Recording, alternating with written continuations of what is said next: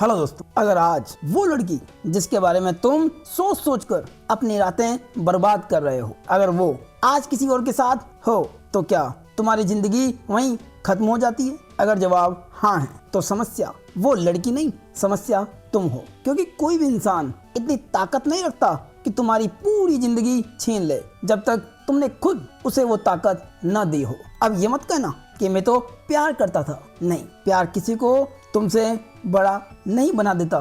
तो क्या तुम सच सुनने के लिए तैयार हो कि तुम प्यार में नहीं थे, तुम अपने खालीपन से भाग रहे थे, और जिस दिन वो चली गई उसी दिन रिश्ता नहीं टूटा, तुम्हारा झूठा सहारा टूट गया। और शो कहते हैं जो आदमी खुद में खड़ा नहीं है वो प्रेम नहीं करता, बस वो किसी को पकड़ लेता है। हाँ, ये याद रहे कि ये वीडियो किसी स्त्री के खिलाफ नहीं है, ये वीडियो उस मोह के खिलाफ है जिसने लाखों पुरुषों को सोचते सोचते खोखला कर दिया। अब आखिरी सवाल, क्या तुम उस भीड़ का हिस्सा रहना चाहते हो जो किसी के जाने से टूट जाती है, या उस थोड़े से लोगों में आना चाहते हो जो अकेले भी पूरी तरह से खड़े रहते हैं? और अगर ये सवाल तुम्हें चुभा है तो ये वीडियो तुम्हारे लिए है। आज का युवा कमजोर पैदा नहीं हुआ, उसे कमजोर बना दिया गया है समाज ने, मीडिया ने, और सबसे ज्यादा उसके अपने मन ने। जरा ध्यान से देखिए, आज का लड़का सुबह उठते ही मोबाइल उठाता है, इंस्टाग्राम खोलता है, रील्स चलती है एक के बाद एक, और हर रील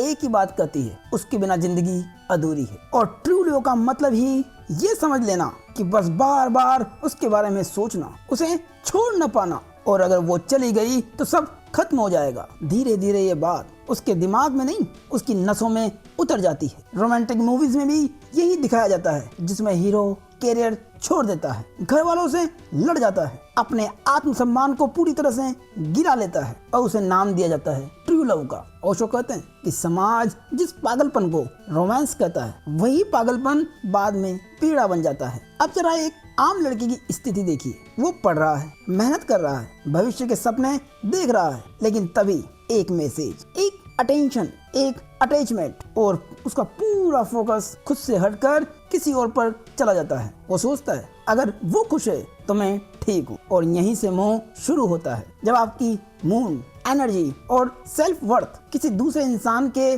बिहेवियर से तय होने लगे तो समझ लेना आप प्रेम में नहीं, डिपेंडेंसी में है। ओशो साफ कहते हैं जिस आदमी ने अकेले रहना नहीं सीखा वो प्रेम करना कैसे सीखेगा? और आज का युवा गलती कहाँ करता है? वो सोचता है अटेंशन का मतलब ही प्यार है, शरीर या मानसिक खिंचाव जो अक्सर क्षण भर का होता है, जबकि प्रेम समझ, स्वतंत्रता, गहराई और स्थिरता है। और आकर्षण को प्रेम समझ लेना ये सबसे बड़ी भूल है। आज का युवा जब किसी से प्रेम करता है तो ये समझता है कि तुम सिर्फ मेरे हो, तुम ऐसे ही रहोगे। वो कब्जा और अधिकार की भावना से प्रेम करना चाहता है, जबकि प्रेम सम्मान, स्पेस देना या स्वतंत्रता का नाम है। और कब्जे को देखभाल समझ लेना प्रेम नहीं है, डर है। युवा जब प्रेम में होता है तो वो ईर्ष्या और असुरक्षा की भावना में पड़ जाता है। उसे खो देने का डर, तुलना, शंका, ये सब भावनाएं घेर लेती है। और ईर्ष्या को प्रेम की गहराई समझ लेना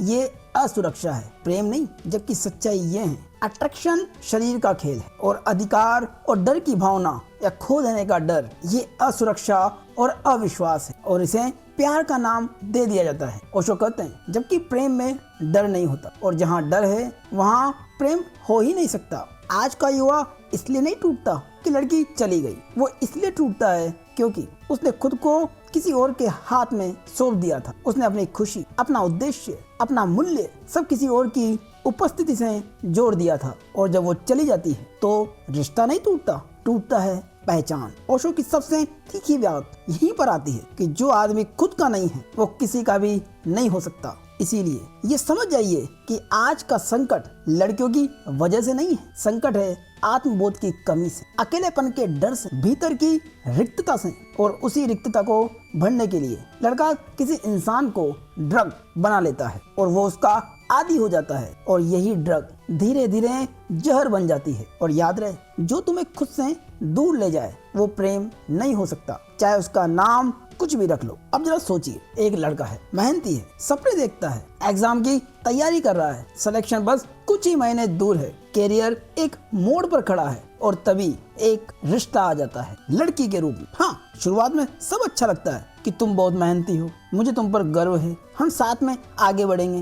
लड़का सोचता है ये तो मेरी ताकत है, लेकिन यही सबसे बड़ा धोखा शुरू होता है। धीरे धीरे पढ़ाई के बीच में कॉल्स आने लगते हैं, फोकस टूटने लगता है, रात की नींद मैसेजेस पर टिकी होती है, लक्ष्य सामने है लेकिन दिमाग कहीं और। फिर एक दिन एग्जाम से पहले ब्रेकअप, या सिलेक्शन से पहले इमोशनल फाइट, या गोल्स के बीच में तुम मुझे टाइम नहीं देते। और लड़का सोचता है कि कैरियर बाद में बना लूंगा, पहले इसे संभाल लेता हूँ। यहाँ कैरियर नहीं टूटता, यहाँ चरित्र और दिशा दोनों टूटती है। ओशो कहते हैं जो आदमी अपनी ऊर्जा गलत दिशा में खर्च करता है वो थक जाता है, सफल नहीं होता। जबकि कैरियर मांगता है एकाग्रता, अकेलापन, धैर्य, सेल्फ डिसिप्लिन। लेकिन मोह क्या करता है, बार बार ध्यान भंग करता है, इमोशनल डिपेंडेंसी को बढ़ा देता है, क्षणिक सुख पर ध्यान केंद्रित होने लगता है और शॉर्ट टर्म संतुष्टि के ऊपर मन बार बार चला जाता है। दोनों ही दिशा बिल्कुल उल्टी है।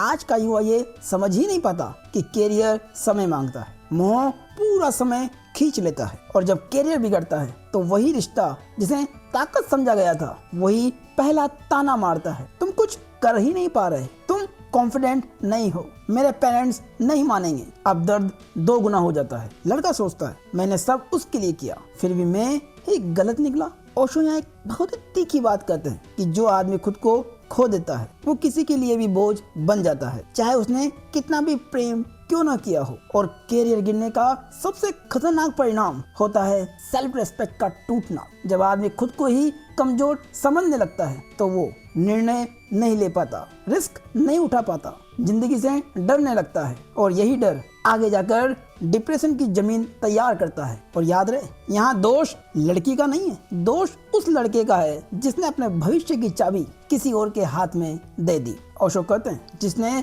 अपने जीवन की दिशा किसी और को सौंप दी वो धीरे धीरे अपनी आत्मा भी सौंप देता है। जबकि कैरियर का नियम बहुत ही साफ है, पहले खुद को खड़ा करो, पहले अपने पैरों पर भरोसा करना सीखो, पहले अपनी पहचान बनाओ, वरना रिश्ता भी नहीं बचेगा और कैरियर भी नहीं बचेगा। क्योंकि जो रिश्ता तुम्हें तुम्हारे लक्ष्य से गिरा दे वो प्रेम नहीं, तुम्हारी परीक्षा है। हर साल हजारों नहीं लाखों युवा सिर्फ एक वजह से अंदर ही अंदर मर जाते हैं। कुछ सच में शरीर छोड़ देते हैं और कुछ जिंदा रहते हुए भी जीना छोड़ देते हैं। जरा गौर से सुनिए, ये लड़के कमजोर नहीं थे, ये कायर नहीं थे, ये बस अकेले थे। उनकी कहानी अक्सर एक जैसी होती है, उसने छोड़ दिया, उसने ब्लॉक कर दिया, वो किसी और के साथ चली गई। लेकिन सच ये है मौत की वजह लड़की नहीं होती, मौत की वजह होती है खुद की पूरी पहचान किसी और में खो देना। एक लड़का जब कहता है उसके बिना मैं कुछ नहीं हूँ तो वो प्रेम नहीं बोल रहा, वो खुद की मृत्यु की घोषणा कर रहा है। और यहीं से शुरू होती है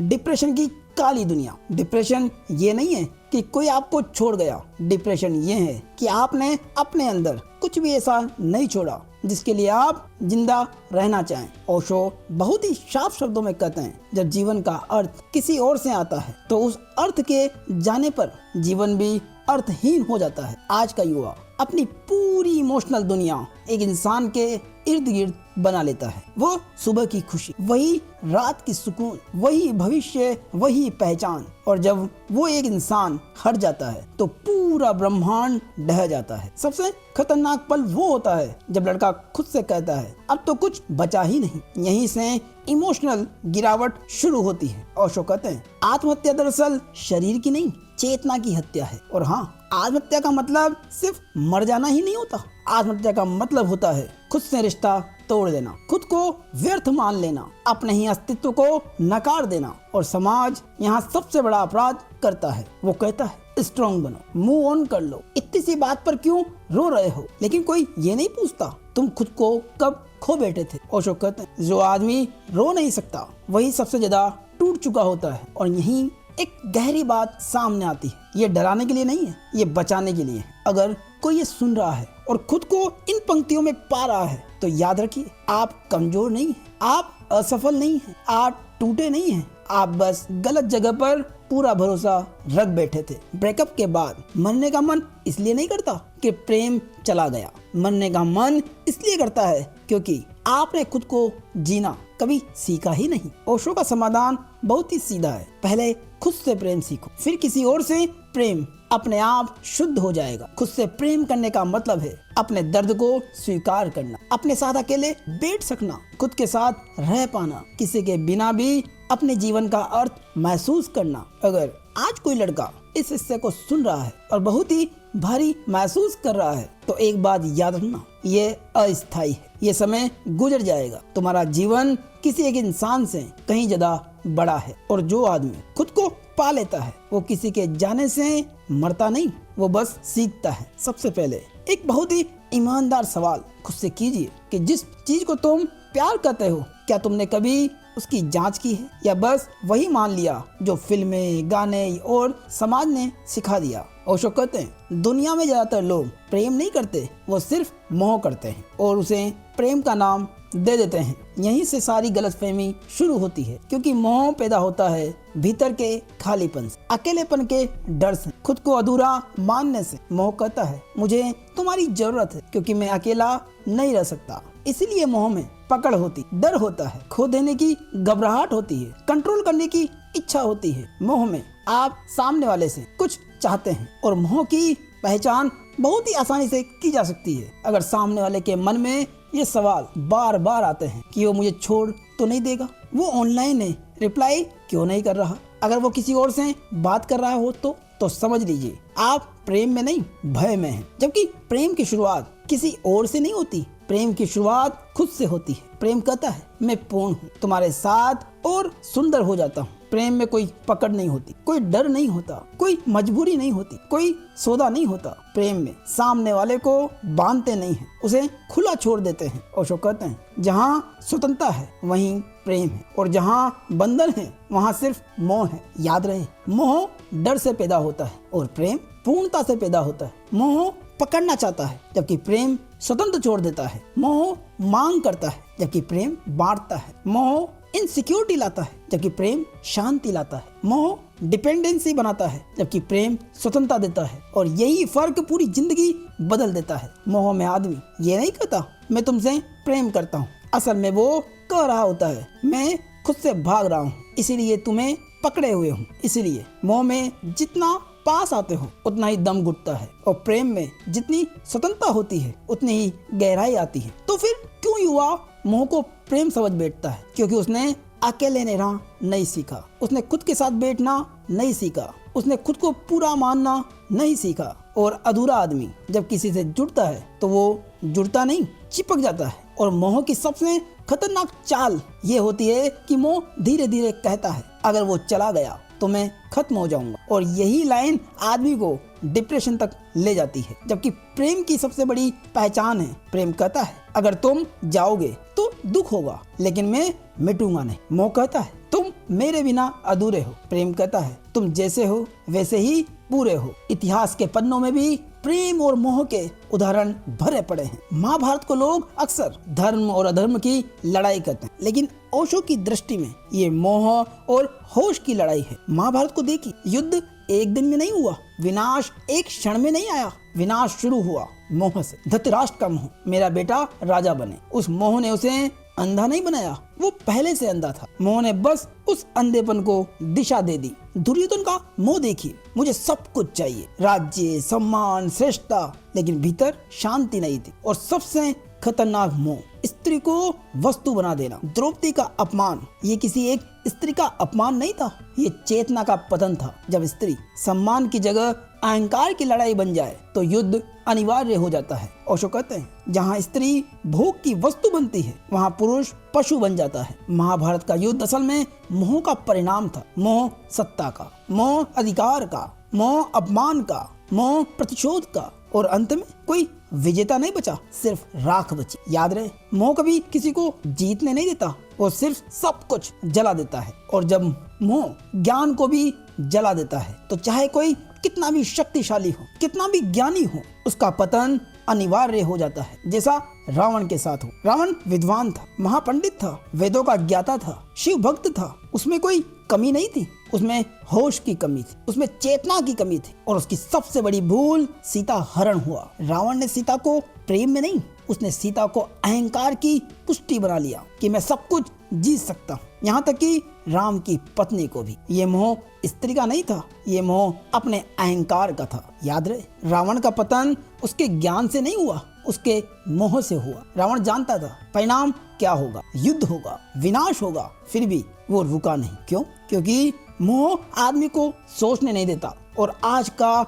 युवा भी यही करता है, सब कुछ जानता है, सब कुछ समझता है, वार्निंग्स को भी देखता है, फिर भी मोह में पड़ता, अपना जीवन दांव पर लगा देता है। ओशो कहते हैं कि मोह की हालत में बुद्धि काम नहीं करती, सिर्फ वासना और भय काम करता है। महाभारत हो या रामायण, विनाश की जड़ स्त्री नहीं थी, विनाश की जड़ थी अचेतन पुरुष चेतना, अहंकार और मोह। इतिहास हमें यह नहीं सिखाता कि स्त्री से डरो, इतिहास हमें यह सिखाता है कि मोह से जागो। समाज ने एक बात बहुत ही गहराई से हमारे दिमाग में डाल दी है, अगर तुम्हारी जिंदगी में कोई स्त्री नहीं है तो तुम अधूरे हो। बचपन से हमें कहा जाता है कि स्त्री के बिना घर अधूरा है, स्त्री के बिना एक पुरुष अधूरा है। और जवान होते ही कई सवाल उठाए जाते हैं, अब तुम शादी कब करोगे, तुम्हारे जीवन में कोई लड़की है या नहीं, तुम्हारा कैरियर तो सेटल हो गया, बस अब एक लड़की की कमी है। ऐसे अनगिनत सवाल। और धीरे धीरे आदमी ये मान लेता है कि मेरी पूर्णता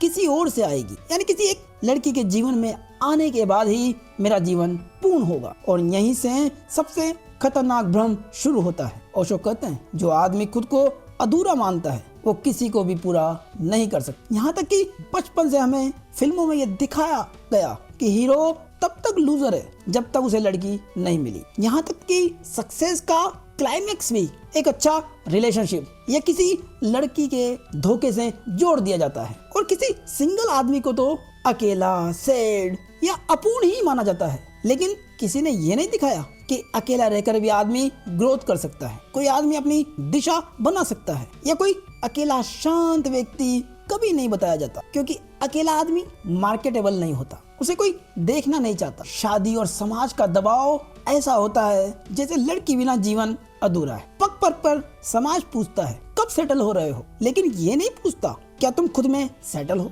लोग शादी को इलाज बना देते हैं, अकेलेपन का इलाज, इनसिक्योरिटी का इलाज, कंफ्यूजन का इलाज। लेकिन सच्चाई ये है, जो बीमारी शादी से ठीक होती है वो बीमारी नहीं होती, वो सिर्फ डर होता है। और सबसे बड़ा धोखा, जब आदमी सोचता है एक स्त्री आ जाएगी तो मैं कंप्लीट हो जाऊंगा, तो वो स्त्री को पार्टनर नहीं सॉल्यूशन बना देता है। और यही सॉल्यूशन धीरे धीरे तनाव बन जाता है। ओशो कहते हैं जहाँ एक इंसान दूसरे से पूरा होने की उम्मीद करता है वहाँ प्रेम नहीं शोषण शुरू हो जाता है। लेकिन असली सच्चाई ये है कि स्त्री के बिना आदमी अधूरा नहीं है और पुरुष के बिना भी स्त्री अधूरी नहीं है।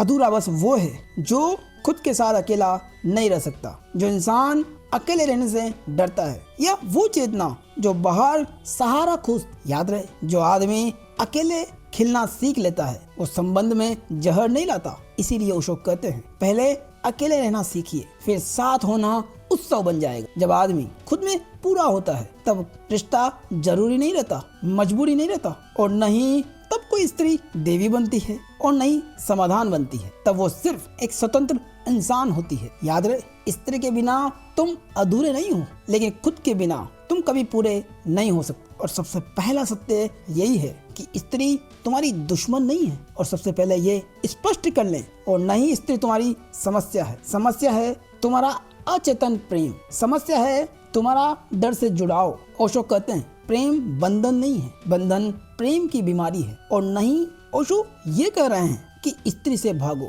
रिश्ते तोड़ दो या अकेले जंगल चले जाओ। वो हमें ये सोचने पर विवश करना चाहते हैं कि पहले अपने भीतर खड़े होना सीखो, क्योंकि जो आदमी खुद में खड़ा नहीं है वो चाहे रिश्ते में हो या अकेला टूटा ही रहेगा। और ना ही पुरुषत्व का मतलब कंट्रोल करना है या किसी को मैनिपुलेट करना है या किसी पर गुस्सा दिखाना है। पुरुषत्व का मतलब है स्थिरता, दिशा, आत्मनिर्भरता और भावनात्मक परिपक्वता। ओशो कहते हैं सच्चा पुरुष स्त्री को पकड़ता नहीं, वो उसे सुरक्षित महसूस कराता है। और जब पुरुष खुद में पूर्ण होता है तब प्रेम मांग नहीं रहता, तब रिश्ता सहारा नहीं रहता, तब स्त्री लक्ष्य नहीं रहती, तब स्त्री साथ चलने वाली चेतना बनती है। और फिर अगर कोई स्त्री आई भी और चली भी जाए तो आदमी टूटता नहीं, क्योंकि उसका आधार बाहर नहीं भीतर होता है। अब एक अंतिम अभ्यास, आज या कल या किसी एक शाम अपने मोबाइल को बंद कीजिए, कमरे में अकेले बैठिए, कोई म्यूजिक नहीं, कोई डिस्ट्रैक्शन नहीं, और खुद से पूछिए,